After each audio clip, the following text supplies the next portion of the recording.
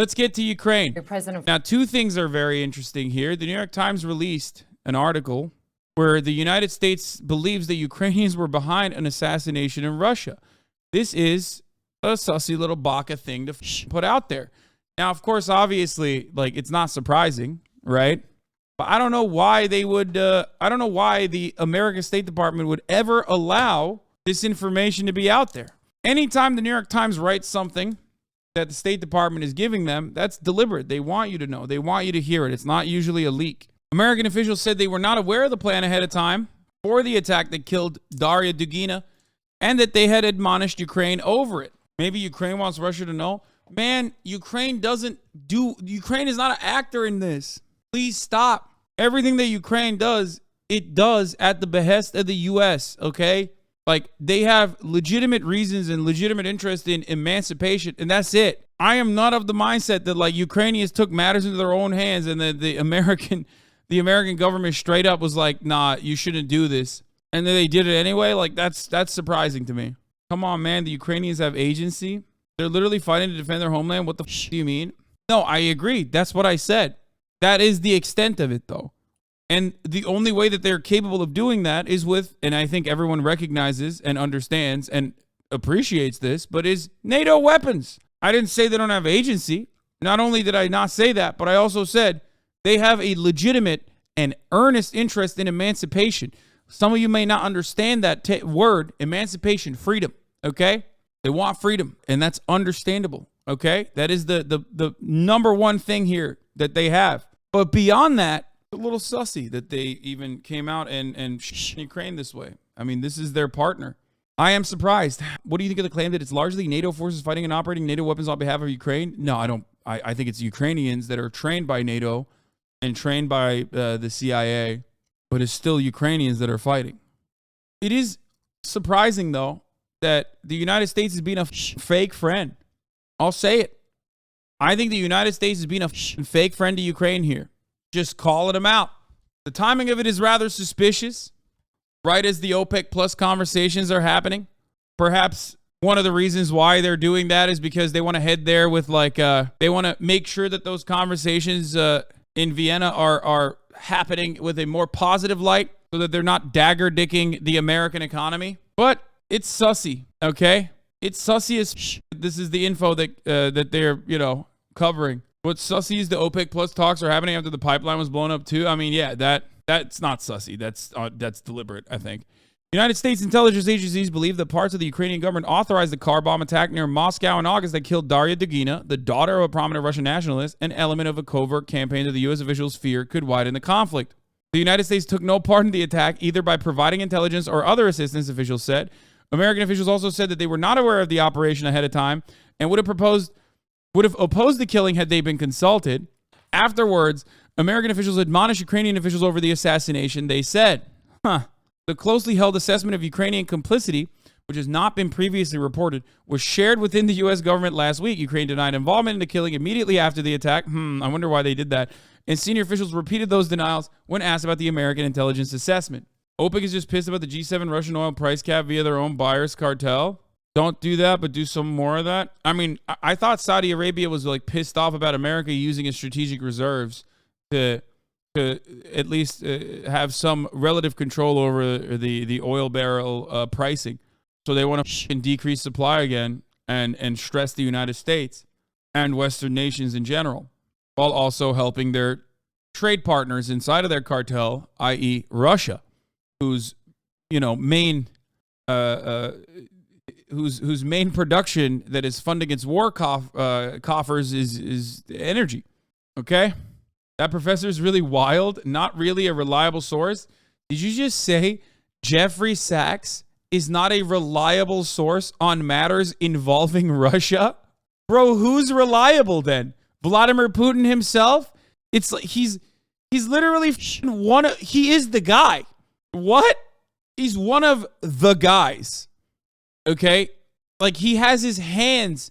He has let's say he has personal involvement in the matter. In the West, he is one of the guys. Like you look at Russia and you look at how f***ed up Russia is, he's one of the dudes. Okay? Anyway, But going back to this, there's one other thing that I was going to... He's making an accusation with little to no evidence. Wait, what? No, dude, no. What do you mean he's making an accusation with little to no evidence? He's saying on mainstream media what a lot of people reasonably suspect, which is that there are parties that have more to gain than Russia in this bombing of the Nord Stream 1 and Nord Stream 2 pipelines, and you're losing your mind over it. What he's saying is not that unique of a take. The only problem is you have no evidence either, but you have convictions that it was definitely not America and it was definitely Russia, because there is a slant within the media that claims that it definitely was Russia, and that's it. They have no evidence either. So when there is no evidence whatsoever, why did you decide? When there is no evidence whatsoever, why did you decide that it was one side and not the other? Destruction of the Nord Stream pipeline, which I would bet was a U.S. action, perhaps U.S. and Poland. This is Jeff, we got to stop there. That's quite a statement as well. Why do you feel Absolutely. that was a U.S. action? What evidence do you have of that? Bro, what is bro wearing? What is he wearing right now? I'm sorry. What? Dude, business channels are so crazy. They just straight up will be like, yeah, no, I want to look like a cartoon villain. Motherfucker looks like Penguin. He's trying to find who Batman is. Why are you trying to look like the Monopoly Man? What the is this, bro? What is happening right now? He's like, you have no evidence that Bruce Wayne is Batman, but I will investigate. That's crazy. Well, first of all, there's direct radar evidence that U.S. Helicopters, military helicopters that are normally based in Gdansk, were circling over this area. We also had the threats from the United States earlier in this year that one way or another, we are going to end Nord Stream. We also have a remarkable statement by Secretary Blinken. It's like stress testing, manufacturing consent. Like, they're like, how far can we get away with it? Like, let's say, how far can we go with this? Which I think is pretty funny. It's like, they're like, let's openly state that we have a genuine interest in stopping these pipelines. Let's say that we will stop them by any means necessary. Let's say that, like, and then when it happens, when it ultimately does happen, let's see if we can blame Russia. And by the way, for the record, Russia is crazy. Vladimir Putin is crazy. Okay. So maybe it is him. Maybe he did it. I'm not ruling that out. And I want you guys to understand, I'm not ruling that out personally, okay? But it seems nuts, okay? And with the absence of evidence at this very moment, I'm just looking at who has more to gain. Blinken last Friday in a press conference, he says, this is also a tremendous opportunity. It's a strange way to talk. People say Russia has more to gain without, and I've yet to hear one clear reason. Okay. And if you motherfuckers are going up and being like, Jeffrey Sachs has bad takes, sure, man, he does. I know. I know. Okay. I don't care, because he's not talking about the other now. He's talking about directly what Colombia pays him to talk about, directly what he has had personal experience with. He's talking about Russia. Okay. So stop. And this is 100%, 1000% something that neoliberals love doing regularly. They're like, well, look at all these bad takes that he had. Okay. Yeah, he had bad takes. He had wrong takes. He's just outright wrong on some okay? But this is his very specific, very narrow field of expertise, okay? I'm sick and tired of motherfuckers love going to Reddit to be like, ooh, let's see some opposition research over here by Jeffrey Sachs. Ooh, like immediately being like, these are all of his bad takes. Yeah, I know. You can try to elevate how bad it is, okay? You'd be like, he denies the Uyghur genocide. He believes in the lab leak conspiracies. Sure, fine, okay? I agree. I agree with what you're saying. Your assessment is correct on that. But that's not what we're talking about right now, okay? I don't know why the you immediately have to do this. For everyone that is not a part of the foreign policy apparatus that is feeding you the exact same takes that you hear, okay? Like John Bolton will come out and be like, yeah, I think it was Russia that did this to himself. And you guys are like, see, John Bolton said it. Like you never do this. Do you ever realize that you do this all the time? You do this thing that you do all the time. You do it for Noam Chomsky. You do it for Jeffrey Sachs. You do it for Mersheimer. Anyone and everyone that has a different perspective than what the common consensus is in liberal mainstream media about American State Department revelations. Somehow all of those guys have bad takes, and those are the only thing we should be focusing on and not what they're saying right now. Okay? No one is perfect. Everyone has bad takes.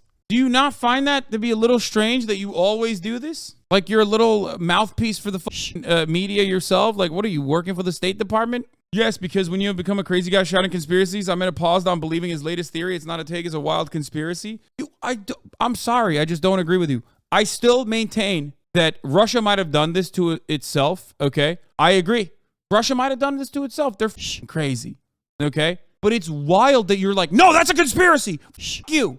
That's crazy to me. That is nuts. In the absence of like actual solid detail, solid intel, you're just running on with what CNN is saying. And that blows my mind, especially in a circumstance where America literally could have, I feel like Brandon could have came out and been like, we're going to blow that up, Jack, a week before it blew up. And then you'd be like, nah, Russia did it. Like, you can't on the one side repeat what you're hearing from MSNBC, CNN, Fox News, and American media in general, which is also a conspiracy technically, okay? And one, in my opinion, that doesn't have as much credibility because there is no like, there's at least information on the one side being like, no, we are going to stop these pipelines by any means necessary, okay? And one side has the most to gain out of this. And when I say U.S., remember, I'm not just talking about the United States of America. I'm talking about all the NATO forces. It could be the U.K., okay? There are plenty of actors involved, but they are all still under the broad umbrella. If this is a proxy war between the United States and Russia, that's the umbrella I'm talking about. Capitalist forces of Western neoliberal hegemony, okay? If you're worried about the piracy on international infrastructure of vital significance. So I know this runs counter to our narrative. It runs, you're not allowed to say these things in the West, but the fact of the matter is, all over the world, when I talk to people, they think... Like, his follow-up on this is kind of weak, too. He's like, oh, I talk to people, and they think Russia did it, or they think America did it, too, secretly. Like, that's not a really good way to cover this. Just talk about who has the most to gain, like he did, and talk about, like, what America has said thus far leading up to this event, which he did. But there's no reason to just, like, also turn around and be like, well, you know, my friends also believe this. Okay, yeah, sure. It is. And just to tell you, and by the way, even reporters on our papers that are involved tell me privately, yeah, well, of course, but it doesn't show up in our... It's just, it is bananas to me, though, that, like, we just immediately run with the, it's definitely Russia, and everything else, it's definitely Russia, and anyone else that says anything else, okay, is 1,000,000% spreading conspiracy theories on behalf of the Russian government. Like, I'm sorry, that's bananas, bro.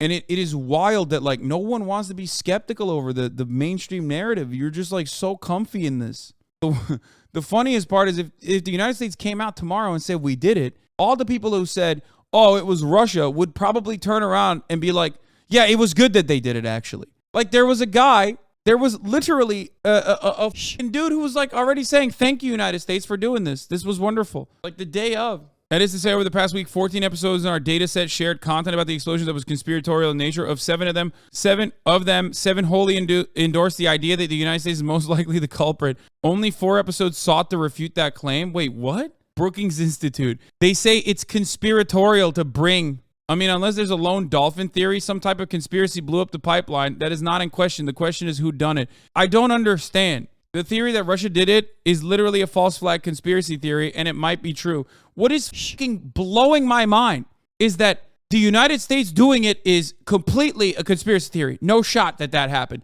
Russia doing it, on the other hand, not a conspiracy theory, probably the real reason. That blows my mind. That smells really weird, okay? Come the on, man. Even when we don't know. Even when we don't know. I'm not saying I'm ruling out that it wasn't Russia. But in the absence of conclusive evidence, what we can only look at is who has the most to gain and also what either party has said.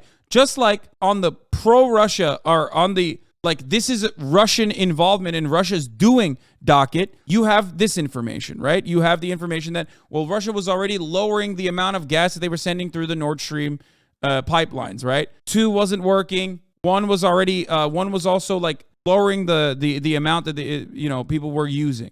Now, part of the reason why they were lowering the amount, on the other hand, was because, America was increasing stress and pressure on European partners to not use those pipelines. Okay?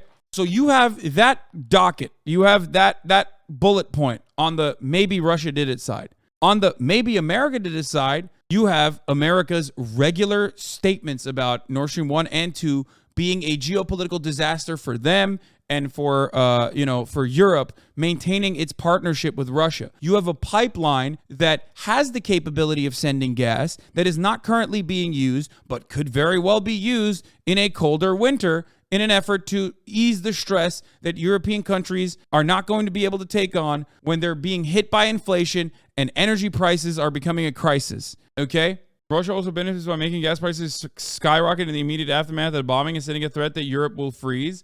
No, Russia has been saying that. They've been saying that because that's their singular, like, that's the thing. That's what they have. That's the only thing they have. That is what is, Europe can't take care of themselves, understood? Well, yeah, I mean, they can. What are they going to do? Materialize natural gas? What do you want? Yeah, they can't. But Russia's saying, we're going to cut off your f***ing gas, okay, is a threat only because they want, that's leverage. When they have a delivery mechanism, that's just leverage for them. They want to make demands and have European partners meet said demands. If their delivery mechanism is blown up, then it's no longer a threat. Now they have no say in the matter. Now, there's obviously still other ways of delivering it, but it doesn't matter. This is their Why would they blow up their own leverage? Now, when I say that, people turn around and say, well, that's because Putin is crazy. You're right. He is crazy. He invaded Ukraine. He got us pushed in especially the Western Front. Okay? But he was crazy is not the best argument in this circumstance.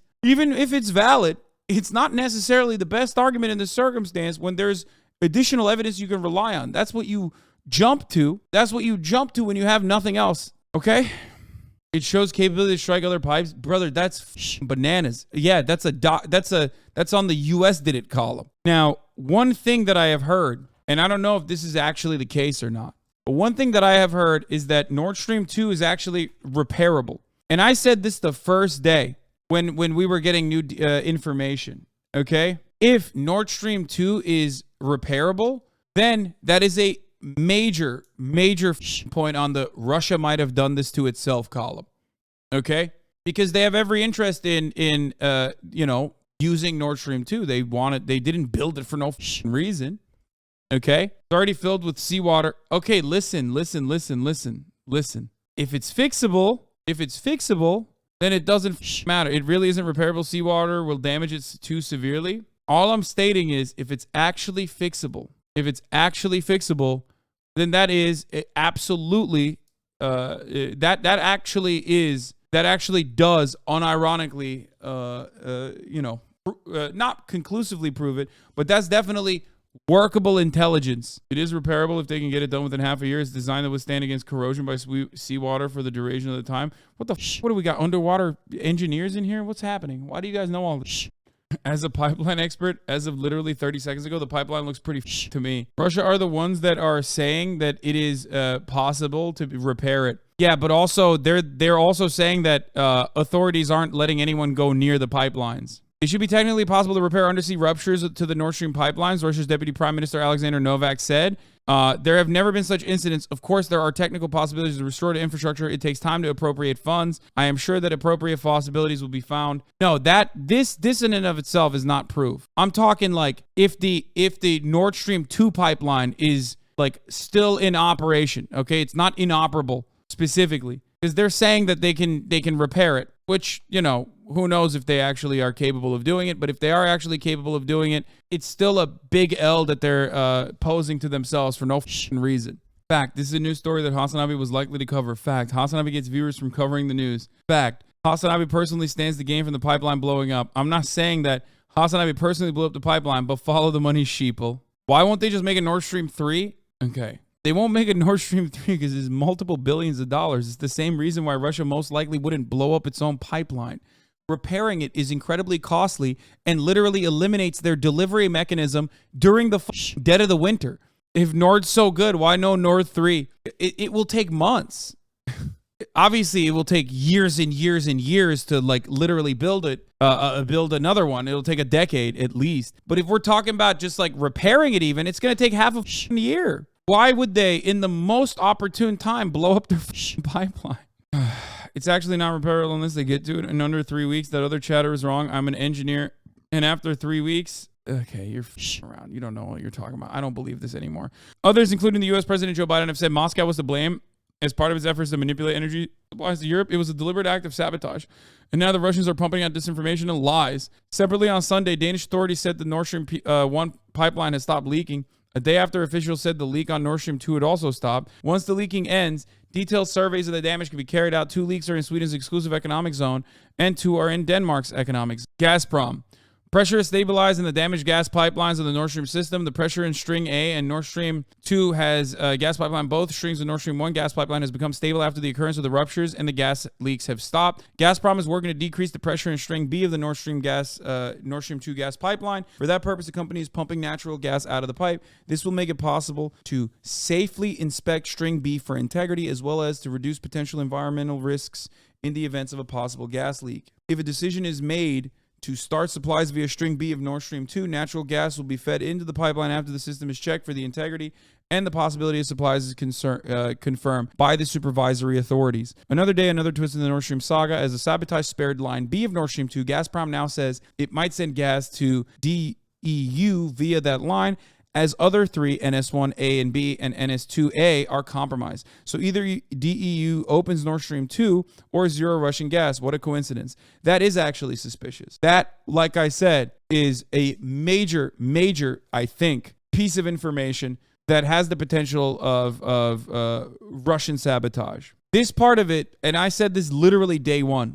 I said this on the day that this information came out. If Nord Stream 2 is somehow operable, then this actually is very suspicious. It's still ridiculous for them to blow up their pipeline, but they're crazy. And in that circumstance, there is at least additional evidence that there is something to gain from this, which is, starting to use Nord Stream 2. Just saying they're crazy is not enough. But if you say they're crazy enough to blow up their own pipelines and also force Europe's hand to use Nord Stream 2, well, then all of a sudden, it's not as crazy. Okay? Why would they blow up one pipe to use another? Because they want to use Nord Stream 2, which ultimately has more capacity. And they could technically, fix one as well, inevitably, and fix the second line on Nord Stream 2 and have everything in operation eventually. Chat believes all other anti-NATO information that comes out except for Russian news. These motherfucking Russians without reason is hilarious. Yeah, I mean, they've been conditioned, okay? They have been conditioned into feeling this way. It is impossible when every avenue, every outlet you trust to a certain degree is telling you one thing. Good luck. Good luck having good luck being able to cut through all that noise in any meaningful capacity. MBS leading the charge to cut oil production a month from the midterm should be viewed as a deliberate political act. I mean, it is. The Saudis want Trump to be president so they get total impunity for the human rights abuse.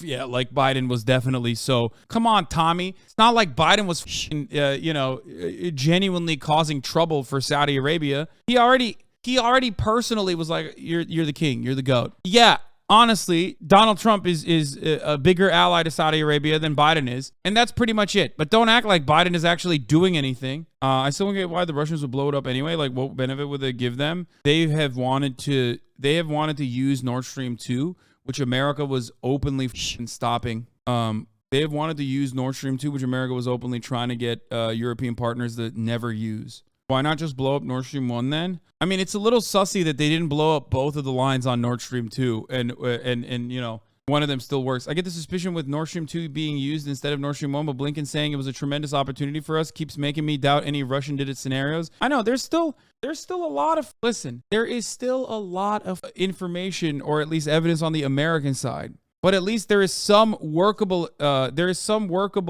not intelligence, but there is a little bit of more. I think there's more, not evidence necessarily, but there's more that Russia could gain from this now that we know of. One possible cause very much within Occam's razor is not being considered here. That the thing just broke? No, that did not happen. That's insane. No. They determined, no, you're wrong about that. They already determined that there was a seismic activity that was similar to a explosion. Like there is evidence on there being an explosion. We know that already. I have trouble believing that the U.S. would bomb key infrastructure allies rely on and do it badly, such that one pipeline was repairable. Yeah, that's pretty much the only fact that we have in this entire thing.